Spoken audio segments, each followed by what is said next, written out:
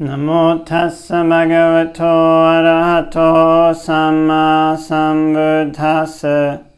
Namo tassa bhagavato arahato samma sambuddhassa. Namo tassa bhagavato arahato samma sambuddhassa. Buddhaṃ saranang gacchāmi, Dhammaṃ saranang gacchāmi, Sanghaṃ saranang gacchāmi. Dutiyampi Buddhaṃ saranang gacchāmi, Dutiyampi Dhammaṃ saranang gacchāmi, Dutiyampi Sanghaṃ saranang gacchāmi. Tatiyampi Buddhaṃ saranang gacchāmi, Tatiyampi Dhammaṃ saranang gacchāmi, Tatiyampi Sanghaṃ saranang gacchāmi. So, hope that everybody's keeping well wherever it might be. And the other day, I had this excellent opportunity to go and visit a aranya. And I've had this kind of ankle problem for a long time, or a few months now anyway, so I haven't been able to go up and down hills so easily. And this aranya is kind of, it's not a really, really big aranya or a really, really big forest, but it was a really, really excellent place. It was excellent because of the way that the monks were practicing. So I kind of went there, and basically I think there was about maybe 5 monks and a couple laymen, and one of them was going to ordain, and then there was more monks coming as I left. And the monks were going on Pindapat, and because of my ankle, the abbot kind of gave me a pass, so I didn't have to go. And for 3 days I was there was no fruits.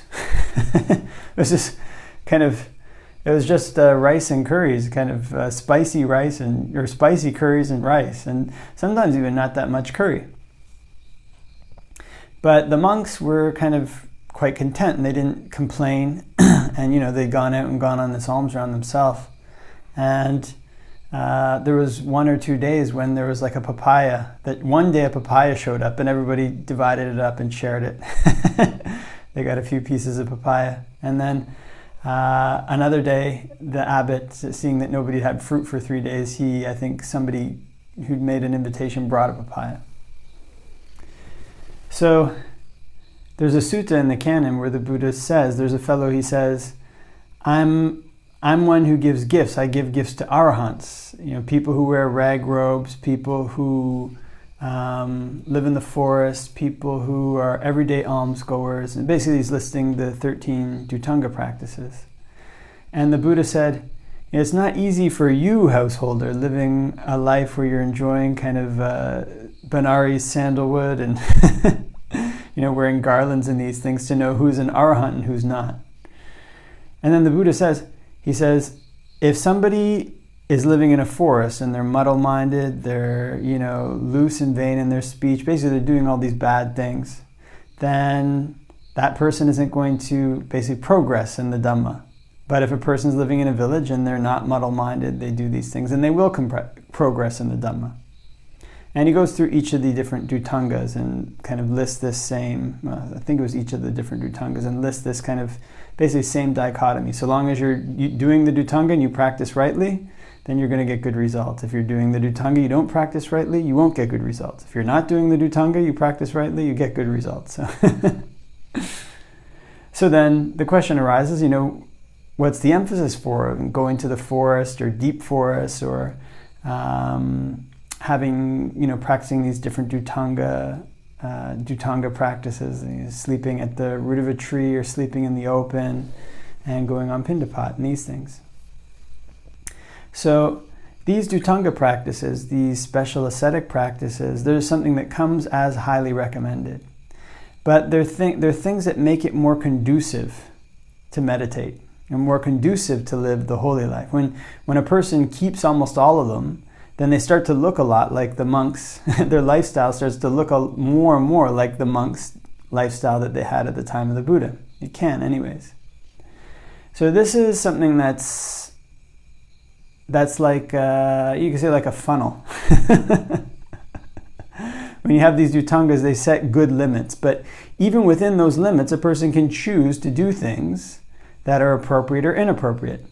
So you can go to a very deep monastery in the forest, and if the monks are in that monastery are spending all their time talking and chilling out and not really doing much, then they're not going to become arahants. And it's not easy to tell externally if they're arahants or not. One of the best ways to find if a place is a good place to practice is to try to devote oneself to practicing oneself. So if one is keeping the precepts, trying to keep the precepts strictly oneself, if one is practicing meditation oneself, then one will find by going to these different places which ones are actually conducive to practicing or not. So the environment in a very deep forest is often quite suitable. Just the energy of the forest itself almost pushes one's mind inward. But if the people living there are not are not practicing meditation or aren't keeping morality, then the place becomes like this unconducive place to stay. And the place in itself can develop in more and more unconducive ways. However, if there's a place where it might not be a really deep forest, whatever it might be, but the monks are practicing rightly, you go there and you practice meditation there, then you feel a sense of comfort. You feel a sense of kind of inspiration seeing the excellent behavior of the monks and the people practicing there. You feel like the culture is something that's leading people onwards.